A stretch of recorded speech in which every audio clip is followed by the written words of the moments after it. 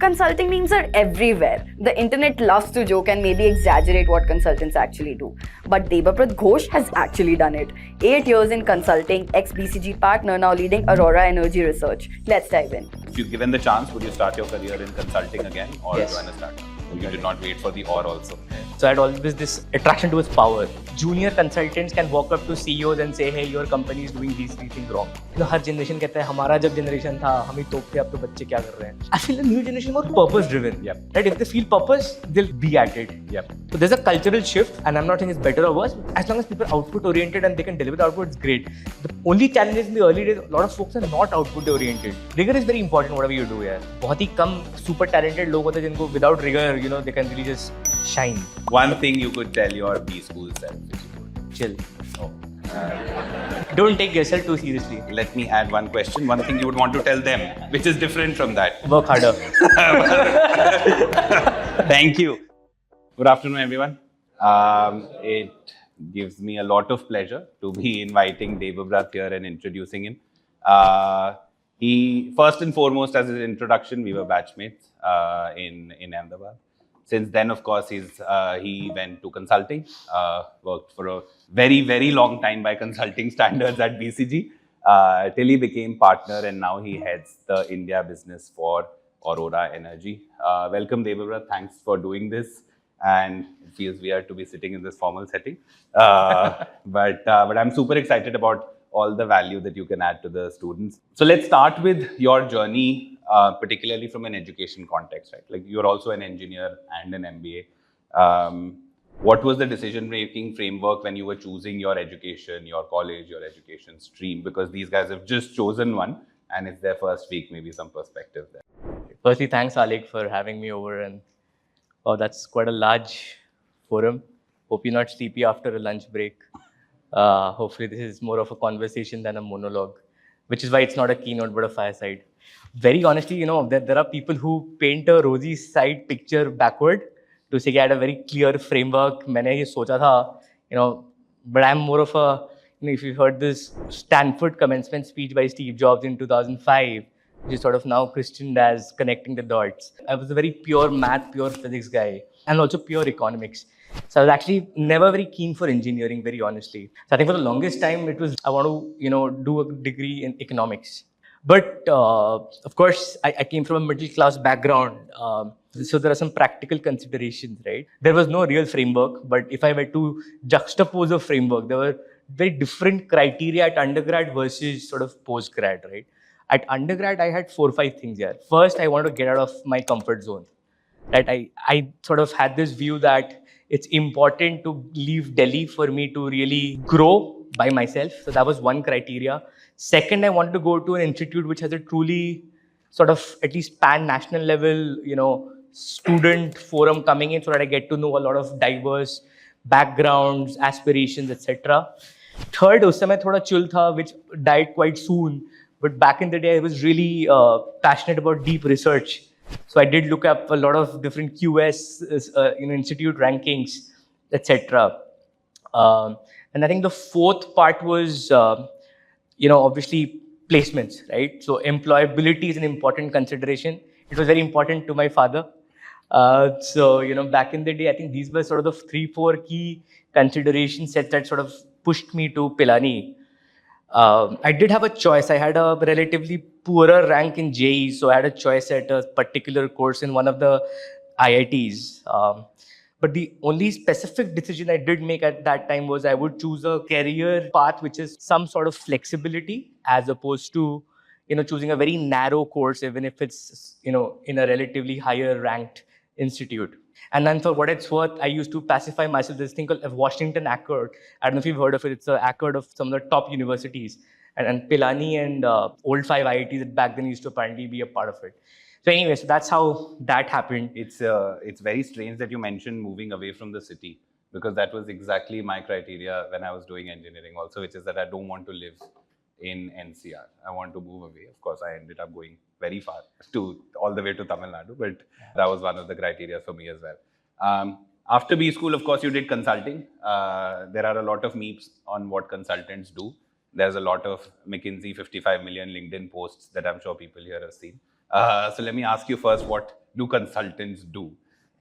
If you had to explain it to them. Yeah, I think there's a very lay sort of a helicopter view of what consulting does, and then there are obviously a lot of nuances. And I think what consultants do has also moved over time. But fundamentally, there is a business problem. The company, let's say a particular company, is not able to solve that problem internally. It could be for multiple reasons, right? It could be driven by lack of expertise. Say I want to enter a new market and I have no exposure to that market. Or I want to enter a new market product service line. I've never been in that product service line. Or it could be internal conflict in terms of decision making. Too many cooks spoil a pot, right? So what's the way forward? So depending on different operating conditions, a consultant is pulled in with the fundamental objective of solving for that specific problem, right? Now, classically, a lot of the strategy consulting, when you think of an MBB, there are some of these tierization that folks talk about. So the MBBs were sort of the higher price point consulting firms. They were typically brought in only when there was either the problem had very high value impact, or it was truly novel, sort of make or break from a company top line perspective, right? So that was the classical days of sort of the strategy consulting, right? I am brought in to figure out a particular strategy. It could be product portfolio, it could be new market entry, but more strategic. Over time, what's happened is, I think 2-3 things have happened. Clients have matured. Of course, that's a spectrum. So a client in the US will be way more mature than even today a client in India. But clients have started to understand how to extract the bang for the buck from a consultant. So as a result of that, what has happened is a lot of the pieces have a linked value delivery piece, right? So this is good that you've framed the strategy, but why don't you help us deliver that on the ground? And why don't you have some skin in the game? We're happy to provide you a success fee, which is upside. You can cover your costs, etc., as the bottom line, but you don't pay the fat checks without delivering impact. So if you're promising a EBITDA improvement through a transformation program of say 4 percentage points, deliver it. If you do 4%, you get X. If you do 5, you get Y, and so on and so forth. Right? So that's sort of the one piece. The only quick last point on this is increasingly the world is moving to a specialization. I think this institute itself is a testament to that. Therefore, the kind of pieces we're seeing in data science in terms of BCG, digital venture creation, generative AI applications, I think that nature of consulting is also obviously not static, it's dynamic and it's changing with time. Great. There's a lot of perspectives about consulting that one has from outside, and especially if I have to look back at campus, you would associate it with 5-star travel, you'd associate it with some strategy work that I will sit and do strategy work. And also, of course, the famed exit options. Like I remember it used to be a thing. You go and do consulting and then after 2 years, you can do something else. Which of these would you say has turned out to be very different from your experience? For the better or for the worse, and what's actually true as a perception? I'll be very candid here, guys. I'm not a person who's not blunt, so I'll just be blunt about it. I think the reason I joined consulting was different, partly from what gave me a lot of high, and versus what I now cherish about consulting, right? So there are sort of different facets, function of also the person and also sort of the function of like maturity of the person over time, right? So my dad was in the government service, so I had always this attraction towards power. So I joined consulting because junior consultants can walk up to CEOs and say, hey, your company is doing these 3 things wrong. I found that very powerful, right? Back in the day, yaar, CEO ko jaake bolunga, ye to galat kar rahe ho yaar aap. So that's how I started. When I first joined, very honestly, all the 5-7-star hotels, the Bonvoy points, the flying miles and the Jet upgrades. miles back in the day. Jet miles back in the day, Kingfisher miles and everything else that collapsed in between. So those were very good highs. But I think they don't sustain you in consulting. Those are good initial kickers as a young student who's starting to earn sort of for the first time, right? So those are early perks of the job. I think if I were to think of what really stands by me, right, there are 3-4 things. One, of course, is truly differentiated deep problem solving, right? I think problem solving as a topic always gave me a high. Bachpan mein I should do a Iridov ka problem solving in electrostats, that gave me a high. Very complex question in a very elegant epsilon kind of an answer. Now translated into a very complex business situation. Yaar, how do we crack it? And I think one of the things consultants like a BCG was sort of paid was to find out solutions that in a very time-bound manner, right? So it's not a Puritan view. You can go super deep like a research, but you have to sort of straddle that quality and time to output to get to a fairly practical solution. So I think problem solving was very cool. I specifically remember a couple of pieces which back in the day were very novel in terms of structuring of a particular JV of an international Japanese client with an Indian entity. So that's sort of one. I think the second piece was really some of the interactions with clients. So second project in BCG, I was shipped to Egypt for a upstream oil majors farming acquisition prospects to prospect karna tha in Africa. So I was supposed to travel with a senior partner. I was a very junior associate back then. So I land up in Cairo and there is bombing in Sinai province. So the partner says, Deb, I'm sure you'll take care of it. I am not coming. I knew that वो bomb की वजह से नहीं आ रहा है. It can't be because of the, trust in me. I'm such a fledgling young guy with no background, no track record. And I go and meet the Egyptian oil minister third day in Cairo. And he thinks I'm somebody from the government. I don't know what briefing he has got, what people have told him. He tells me कि मैं इस company में तुम्हें stake दे सकता हूँ. What I need from you is Tata buses, क्योंकि मेरे Riyadh buses खराब हो गए हैं, अब नहीं चल सकते. And a couple of other things which I will not name. Now, obviously, I said I'll come back to you. Thank you for the offer. We will be in touch. But if I were to think of everything I've done, I actually remember that sort of top of the pile, right? So those are interactions, moments which are very unique. I think the part that I remember most today is two things, right? One are the early clients. Like we have grown, clients have also grown. वो sales manager एक कोने का, अब chief business officer है किसी बड़े company का, right? Nobody's static. So that's one very cool thing. And somebody calls you to their wedding like 7 years after they've stopped working with you. I think that's one thing that lasts. And second is those fledgling companies that you've sort of helped grow. Like I remember a tire business, we supported growth into North America. Now that's a multi-million-dollar booming business in like US, right? And the promoter is still in touch. I think those are the kind of things that today, looking back, I cherish the most. And that Cairo story is super interesting. And I think given the reason why you joined consulting, I think I can imagine you getting quite a kick out of meeting the Egyptian oil minister so soon. Problem solving is super interesting. Let's talk about that for a second. What's the problem that you've solved? Obviously, we won't be able to name clients, but just the sector, what was the business problem that you really look back at like the crown jewel of your personal career and problem solving history? That's a very good and a tough question because many projects are close too hard. But there are 2, 3, but let me take one example. And it's not a very classical problem, but I'll give you that flavor because consulting can also be this kind of a problem. So there is this fairly large stainless steel plant, right? This almost is a giveaway of who the client is, but that's fine. So stainless steel is a complex industry for 3, 4 reasons. One, there's a dynamic bill of material.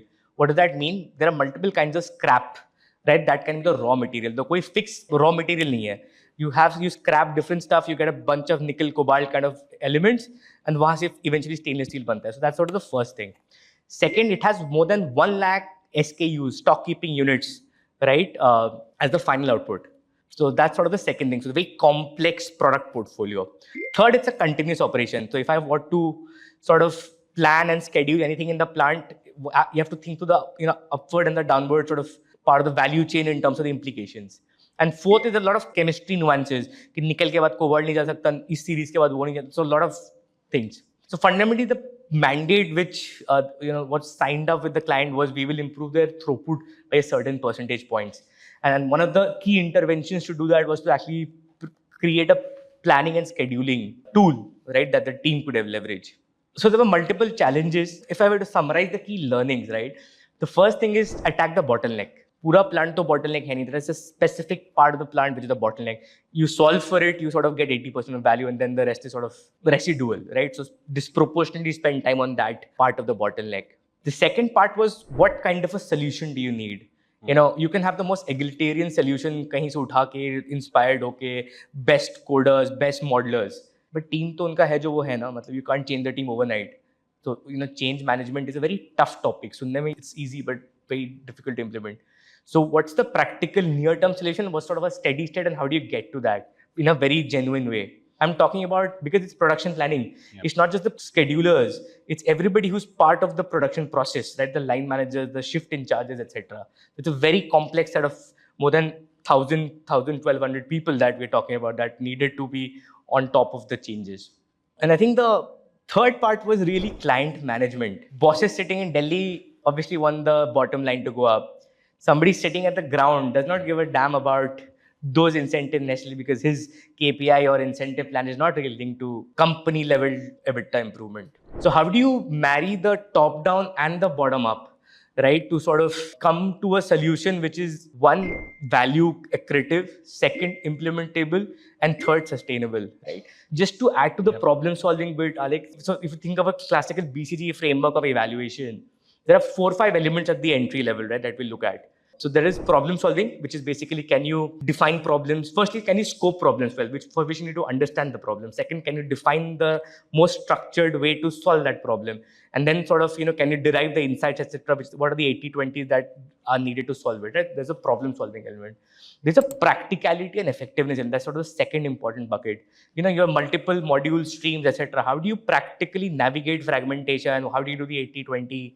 Because you can't devote same time to each initiative. That's the practicality element. The third is communication and presence, right? I think that's very important, both verbal and written. And are you able to communicate effectively? Are you able to synthesize your thoughts in a very effective manner? Can you customize it to the shop floor guy and then have that elevator speech for the CEO? Your CEO, you doesn't need to have that level of detail ki SAP mein ye aap transformation kar rahe ho. And finally, there is client, which is linked to a lot of these, but client handling itself is an art of its own, right? So I would always think of consulting as an analyst associate at this level. And then, of course, there's program management and business development, thought leadership, bunch of other things that as you become senior. Great. That's some intense problem solving. Let's move from that, maybe something to which I'm sure the audience is super curious about, which is what your view on talent and recruitment. Like you've been in decision-making positions on recruitment in BCG also. There's this perception or objective reality also linked to tier 1 institutes, right? Like you need tier 1 pedigree. Specifically, if I talk about MBB, but about consulting in general, you need a tier 1 pedigree. What is that all about? Because I know a lot of people feel that it's unfair. I'll reserve my points of view on that. But A, is that true? B, why is that true? What is the view of consulting talent, something as they're starting their journeys to keep in mind? Yeah, that's a very valid question. Let me try to be objective about this, right? It's not an easy question. I think the toughest question so far, Aalekh. Look, I just described what does a consultant need to do well. Yeah. Problem statement to recruitment team in a consulting firm is I need to recruit whatever 50, 80, 100, in a batch. Where is the highest concentration of that talent? Yeah. And what is the best proxy for that kind of a talent scouting, right? Where do I sort of go? And the conventional notion is that the top institutes may have higher concentration of talent and therefore are the ones that I will on a recurring basis sort of go to campus or recruit from. Now, does that necessarily get the bang for the buck? Not necessarily, right? But what are the practical alternatives? So we've had a lot of discussions on that, right? For example, is the 15th guy in the best or the second best institute better than the top guy in, say, the 10th institute, right? And often the answer is no.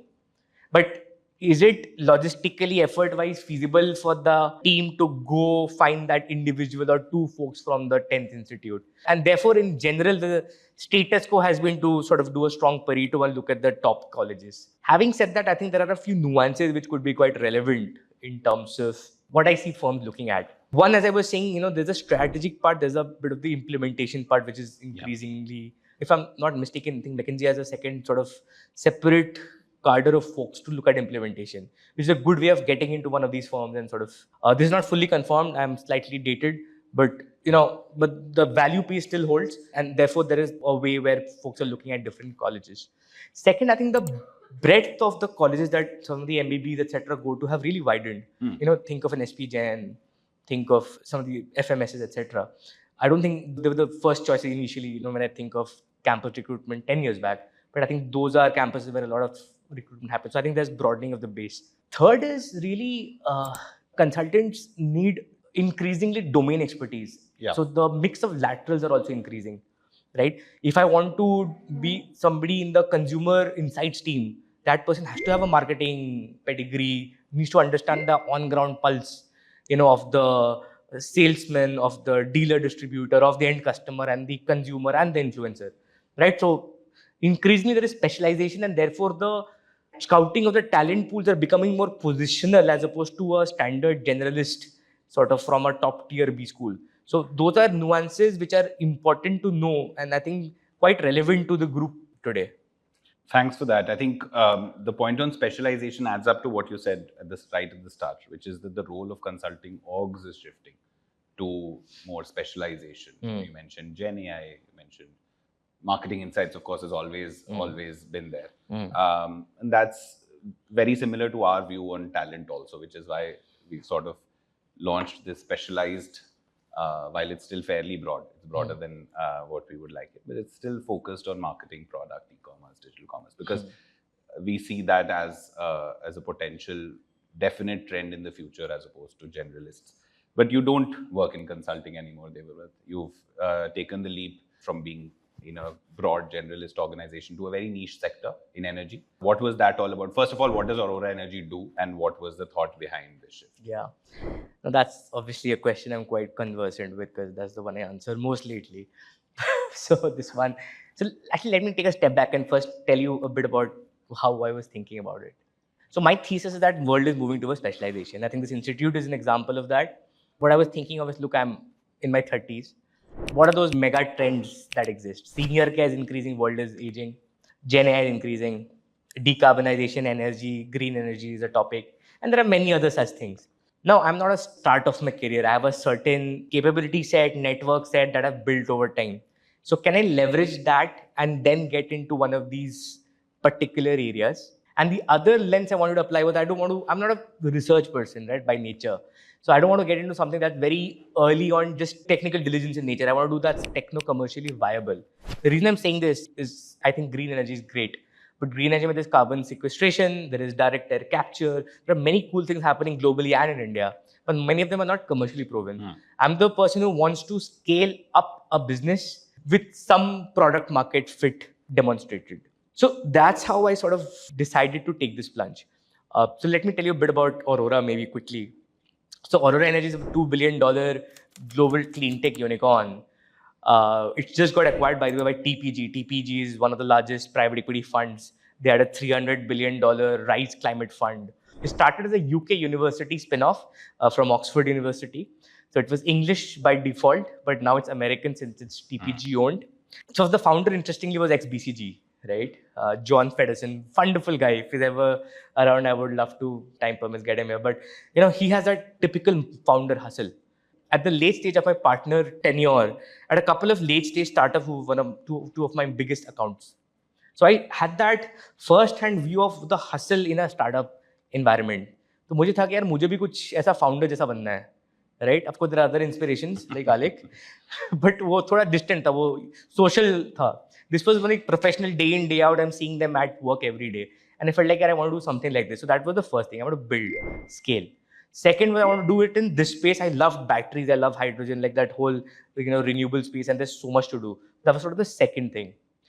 Third was, I wanted to do something from scratch. The good thing about Aurora was India mein wo tha hi nahi. So I was sort of employee number one, right? So I could shape it, build it for better or worse, whichever way I want to do this, right? And I'm very honestly telling you, there are genuinely better exit options also if I were to be very practical about it. So of course, if nothing else works in the world, I go back as a partner to a premium consulting firm.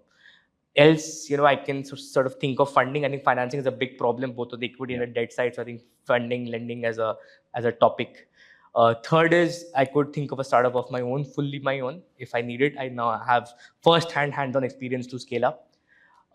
Fourth is if there's any other international company looking to set up shop in India, I can be their, go-to person, maybe a CEO or CXO to sort of scale that. So obviously, I want to future-proof my career. I just want to take a punt. I love passion, but passion with practical sensibility. So that's how my journey to Aurora sort of happened. Great. Tell me, if you had to explain how the India business at Aurora is structured or what it does in terms of the scale, specifically the India business, just for everybody to have a perspective of what you've built, what would that look like? Yeah.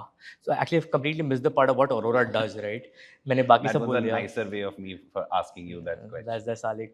Well, good luck to you guys. So, Aurora is basically in the business of energy analytics. The thesis when we started, or when John started in 2012, was this increasing variabilization in the energy space. So, for example, thermal assets ka, coal daloge, production hoga, chalega plant. But you don't know how much sun will come out tomorrow, kitna wind generate hoga, right? For example, there is increasing variability.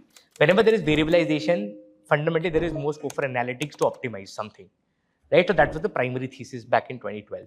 So what we do is a bunch of things, right? So we have 3 layers of service. There's a subscription layer, there's a software layer, and there's an advisory layer, right? Obviously, from a valuation perspective, we want to work more on the subscription and the software because that's annual recurring revenue. Advisory typically, has limitations to scale.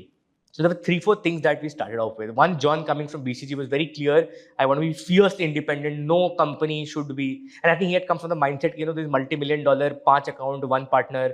I need to be loyal to my 5 partners. Wala mindset nahi karna hai. So I want to be fiercely independent, and the business implication, no client should be more than 1% of my top line, right? So that was the first thing.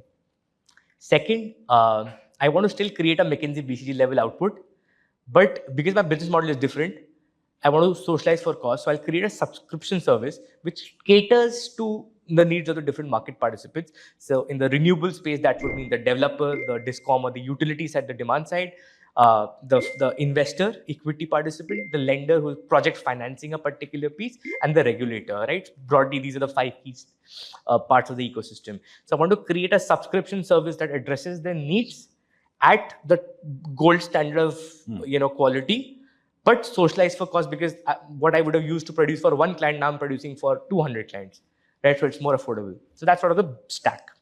The second part of the business, which is very interesting, is that there are multiple other models, software tools available. But the thesis was we don't want to be third-party dependent. We want to create everything of our own, best in class. So globally, we have a 200-member modeling and research team, right? They just do this day in day out. मतलब उसको पूछोगे Trina Solar का capex for a TopCon solar in 2028 June कितना होगा, वो तुम्हें फटाक से बताएगा, right? That's like the supply chain guy, right? Who are tracking the market. Or the energy modelers are looking at the latest nodal pricing trends and what is the nodal congestion in ERCOT, which is the Texan market, which has 8,000 nodal points in the network, right? So these are all very interesting geeks, right? So the subscription ke liye, we need to build a bunch of our own models, right? To predict the prices, generation, capacity. I don't want to get technical, but basically everything that matters to make investment decision making in the green energy space. The software is basically enabling the client to do just that by themselves. So there's a UI interface. So say an internal user like me, I'm going to use the Aurora one. Right. Say a Shell, right, wants to look at a Netherlands market, can use that software and make decisions on their own. And advisory on top is sort of more of consulting. But just like यहाँ पे, Aalekh was telling me, we don't do a lot of OD, etc. courses. As consultants, we don't do anything under the sky, right? We do very specific, quantified, green energy related and sort of mathematical modeling built kind of problems, right? Bespoke scenarios, due diligence for a particular asset being bought, regulatory government sort of reforms on the interstate transmission charges, so on and so forth. So anyway, so that's the broad spiel. Now on India, where have we gotten to? We now 55 members in India. And I'll make a point about skilling right after this, because I've, I think, done like 10,000 interviews last 1 year to get the team. I have a very specific and very strong point of view. But before that, 55 members, hopefully get to 120. First office is in Cyber City. Second one, hopefully, is in Bombay. So we're planning 2 offices in India. We've just crossed $1 million ARR. Hopefully, we scale it to 10 by end of this year. So it's a bit of a J stick, because once you have the big names, then others sort of keep flocking, right? We just started doing something with Adani, JSW. So far, so good. I think the team is, the interesting thing about this business is a bunch of many things. There's a bit of consultants. So the advisory team has a lot of consultants, very differently built from the energy modelers who are, as I said, 3 big screens, lots lines of code, right? Very different. Then the commercial guys, जिनको जाके बस बेचना है, क्या फर्क पड़ता है content क्या है? I want to sell यार. Right, मेरे को 120% target मिलना है, bonus मिलेगा मेरे को. Very different. Right, then the software developers. So it's a very interesting team build up. So the team is this size. Right now we are at 150 clients, total 50 clients. Exactly 50. We just signed the 50th yesterday.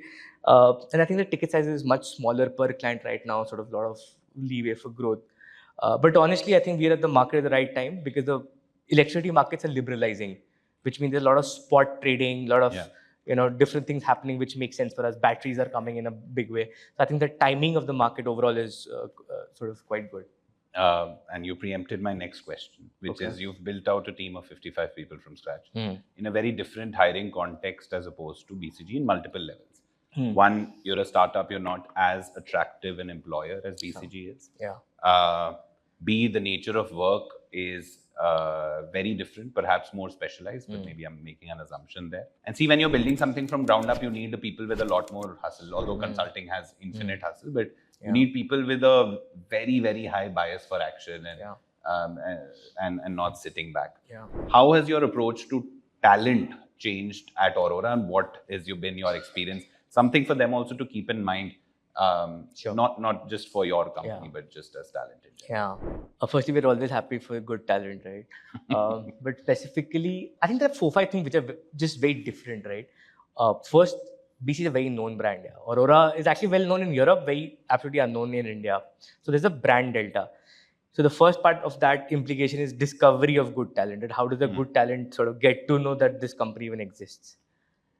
Second, I think as you were saying, I would hire for very generalist roles in BCG, like the classical generalist consultant, right?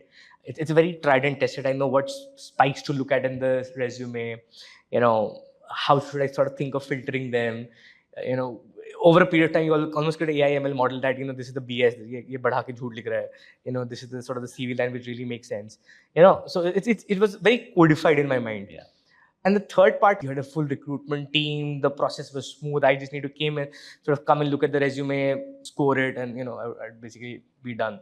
Here, I think firstly, I'm involved in the full part of the process, right from finding new people, which would mean, I'm Ahmedabad group pe dalunga, bhai, achhe talent dhoond ke do, right? Like, Aalekh, help me, right? So, start from there, right? Because there's a TA person who's just one TA person who's also new. So that's the first thing. Second, I think the talent pool sets are very different for different types. As I was saying, advisory ka bahut alag hai. For modeling, I need to go to a, statistical school or, some of the Mu Sigma equivalents of the world. So it's a very diverse set of talent pool that I need to tap. The third is the tangible skill set part. I still have enough folks globally to scout and vet ki isko actually coding aata hai, isko modeling aata hai, etc. For the functions I know, like sales or advisory or depth on the research side, I have a method. I've developed a method to sort of find. I think the biggest takeaway for me is twofold. I think overall employee value proposition is super important. Money is definitely important.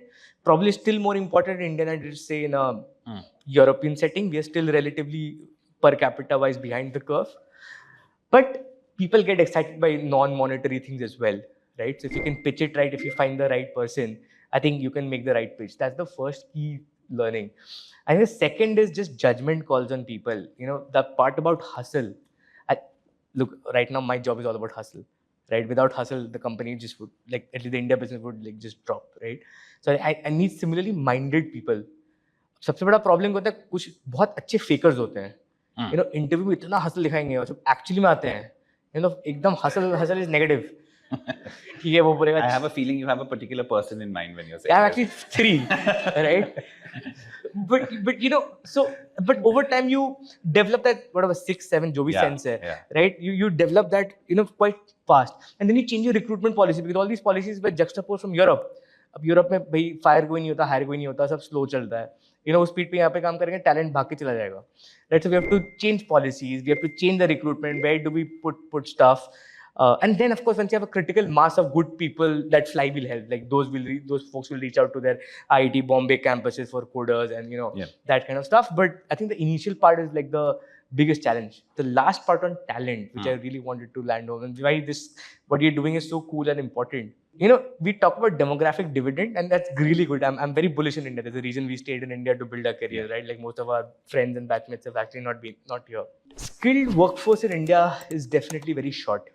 And एक होता है कि read a team lead report or something to say कि हाँ theoretically ये है. And then you actually interview 10,000 times and see this actually a big problem, especially on the energy modeling, some of the niche technical quantified space, but I'm sure in other fields which I may be less versed to. But I think deep skilling or reskilling of folks is such a need of the hour that one of the biggest pain points our counterparts say in Oxford and Sydney have, they'll come to me. There are like so many CVs in the pipeline, but they're all shit, right? Other thing that I've tried to now, as a result of that, 2 things. Right? One is the importance of genuine upskilling, functional skilling sort of courses and stuff for folks. And second is, how do I, as a channi or the filter for my friend in counterpart in Sydney, figure out some proxies to give him that out of these 100, these are 10 worth interviewing. Right. So yeah, those are my two biggest learnings. You mentioned an interesting point about hustle. Look, generational preferences are shifting. We know that. And there's at least a perception, let me not state it as fact, that every generation wants to hustle lesser, right?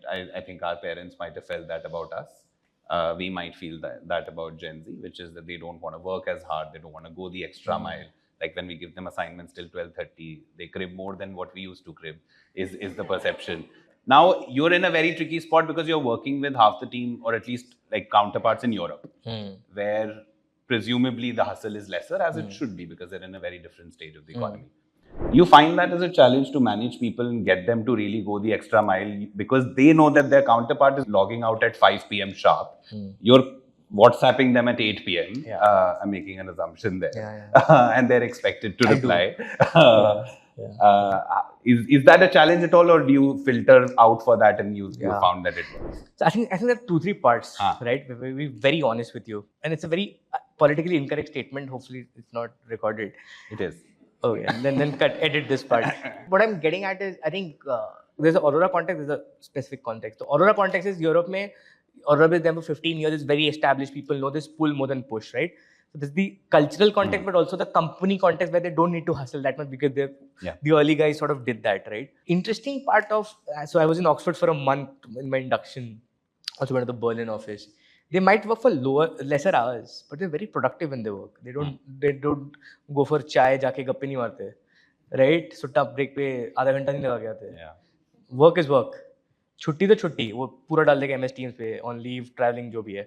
Then they will not respond. Out for skiing, and this is the month. But they're very productive when they work, They're very productive. Which I think fundamentally in India there is this habit or I don't know tendency of कि लंबा घंटा दिखाना है, सुबह आएंगे, रात तक जाएंगे, but बीच में इतना time waste करेंगे. Right? I feel like if we can, I think for me the biggest unlock is not to extend hours, but actually to be more productive to the extent possible. Right? That's one. Having said that, ceteris paribus, we still need to hustle more because we are at a very early stage of India. We need to define the product, we need to get deeper on the content, we need to build client relationships, we need to create new service lines, etc., etc. So that hustle mindset, especially in that initial leadership or the initial founding team, I think is probably the single most important ingredient for how well and how fast I can or the organization can scale up. But I think, and the last part about the generation thing here, I am not a big fan of this. Her generation कहता है हम जब थे campus पे या हमारा जब generation था हम ही तोप थे अब तो बच्चे क्या कर रहे हैं.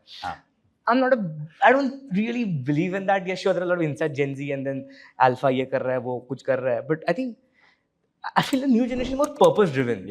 Right? If they feel purpose, they'll be at it. Sure, they're also more upfront. Like as an associate or an analyst, I would not walk up to my principal and say, "ये नहीं हो सकता भाई. ये Friday का शाम हो गया, Tata bye bye." Right? That does not happen. So there's a cultural shift where and I'm not saying it's better or worse. A lot of our generation feel that we were the ones who were the last of the receiving end to get all that apprenticeships. कुछ भी सुन लो. And जब हमारा time है किसी को बोलने का, those guys are super entitled. And that's something honestly a lot of people discuss. But I think the objective driven, my only grudge sometimes is, earn the right to have that. When you have that capability set, nobody expects you to necessarily come into office every day. If you can deliver shorter time, remote, as long as people are output oriented and they can deliver the output, it's great. The only challenge is in the early days, a lot of folks are not output oriented. वो output बनाने का capability अभी तक बना नहीं है. And then there is entitlement, right? And then there is a bit of a dissonance, right? That's the only use case where I have found a challenge. Otherwise, I think it's solvable. No, just to add to that, fully agree firstly on all the points. I think also in terms of output, the picture of what good looks like is a bit hazy as we start. True. Which is, and I'm not saying that our approach was right. Our approach was do maximum possible. You don't know what good looks like. You were worried about getting a 2 rating or being fired at all points, which was not the best way to live life for sure. But as they start also, I think once you start having a picture of what good output looks like, and then the confidence to deliver it, I think that's when it adds up. And because I think if I were to so you just close that thought. So my dad went to Edinburgh back in the day to do MSc, right? Like in the late 70s. And he should tell me these, Americans and UK guys, 3rd masters कर रहे हैं, 4th masters कर रहे हैं, हम लोग तो as soon as possible नौकरी करेंगे. So I think there's also an element of which the country sort of getting richer and ability to take more risk, repivot careers and do a bunch of different things. So India में भी हो रहा है, right? Of course, there's many other things that are leading to the startup boom. Yeah. But that risk with sort of poverty sort of being behind us in general is also a key factor playing into some of these behaviors, risk taking, standing up for oneself, which I think is good. Sure. Last question linked to our B school journey together. We were of course fortunate to go to pretty much the best that this country has to offer. Even then though, I think your involvement with B schools has been much higher after you graduated also because of BCG hiring and which happens predominantly in tier 1 B schools. What do you think Indian B schools in general get right? Because they're very different from global B schools. Yeah. And what do they maybe get not so right? Good question. Second one is easier. The first one, let's attempt. I think the one thing we really get well, right, is I think instilling discipline, rigor. Rigor is very important whatever you do here. बहुत ही कम super talented लोग होते हैं जिनको without rigor, they can really just shine. So I think rigor, discipline is one area which I think Indian B schools, especially like likes of Ahmedabad, probably do very well. By and large, the entry system at least is not questionable to manipulation, which I think itself in a testament like UPSC, CAT, JEE, so relatively objectified statement where very few people will point fingers and say system flawed. Now one can question the merit of the way it's structured, but fundamentally nobody says कि ये तो गलत तरीके से घुस गया है, right? So I think those are something which are very good. If I were to think of what could be better, there are 3-4 things, right? And these are not new things. But the first one is really, am I able to attract the best talent, and is the talent sort of really diverse? I think हमारे campus में it's also a function of the way our undergrads are, for example. A lot of it is very engineer male heavy even today, right? I think the mix has changed over time, but it's still skewed. And honestly, I did not appreciate that view till I saw a bit more diversity in some other specific locations, because diversity genuinely brings new thoughts in, right? And that's very important for growth. I think that's one area where we should sort of change. Second, I think are 2 things, and B school should have both ideally. One is depth of research, right? Whether with this, operations research, marketing, whatever. And it's a larger problem, right? How well are professors paid? Are they sort of doing a lot of consulting stuff on the side, like the USB schools? But fundamentally, the depth of research in India overall, but also applicable to B schools, could be better. The third is more apprenticeship or hands-on kind of skilling. Obviously, the saying is that Stanford में तो Mark Zuckerberg Saturday जाके कुछ नया बताता है. That's just a way of saying that very specific industry leaders take courses. Eric Schmidt takes courses. Right. There's a lot of hands-on learning. I think we do a few of these. There's that industry thing that we used to do. I'm forgetting the name. FII. So there's a bunch of things that are happening. But I think the level of apprenticeship, right? Basically, what I'm saying is, am I sufficiently prepared to take on the real corporate world once I'm stepping out of the college? Could be stepped up by a couple of notches. Yeah. So I think those 2-3 things are my biggest. No, I'm glad you mentioned the points. Of course, we're trying to tackle almost all, and I think we're doing a good job on all except the research part. I'd love to share. I have a different take on research in B school, right? Because typically research used to happen in very academic ways, which was a 4-year PhD thesis, etc. I want to do research. I'm not yet finding the time for, but the way I think of research is more in the consulting space, which is research with industry. So, for example, I would love to research quick commerce shopping behavior with Blinkit, because that is something that, with all due respect, most of the profs in the country would struggle for, because there's so much context lost in terms of e-commerce itself. First, the context is not there. I have, thankfully, that starting ground. So those are some of the projects that hopefully our students, but at least I hope I will find the time. That's a very refreshing way of looking at it. To do. Great. I'll do a quick rapid fire. Okay. You don't get time to think. Immediate response. Do you enjoy selling more or problem solving? Problem solving earlier, selling now. Selling now. If you given the chance, would you start your career in consulting again or join a startup? Yes. So you did not wait for the or also. Yeah. Your professional goal for the year? 10 million. 10 million? Weren't you at 1? Yeah. Okay. Your personal goal for the year? 80 kgs. I wouldn't ask how much of delta there is. Yeah. One thing you could tell your B school self, if you could. Chill. Oh. Don't take yourself too seriously. Let me add one question. One thing you would want to tell them, which is different from that. Work harder. Thank you.